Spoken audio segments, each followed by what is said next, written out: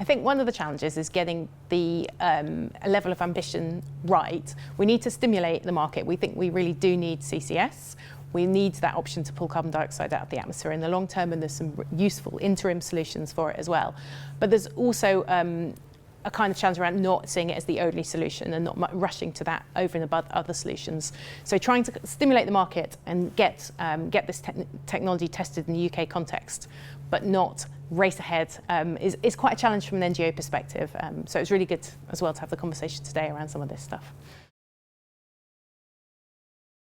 One of the things in the context of CCS is having a really clear goal of what we want to use CCS for and making sure that we're using it for the right thing at the right time. We also need the right set of policy indicators and levers connected to that as well. So making sure that it's being used appropriately and kind of incentivised alongside other possible solutions. From the sort of public side of things, I think we really need a public licence to operate for CCS as well, and for other technologies like that. And so trying to ensure that there's real transparency in the conversation about the role of CCS is really important. And I think if we don't do CCS, we have a massive public conversation about kind of how on earth we can achieve net zero without it as well. So I think that's an important thing to consider as well.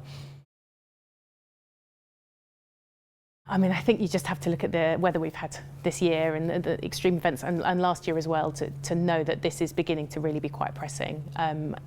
And there's a question about net zero and whether that is even enough, and that's where kind of technologies like carbon dioxide removal could be really valuable in having that option. So yes, it's pretty fundamental, I think, both from a UK perspective, but definitely looking more globally as well.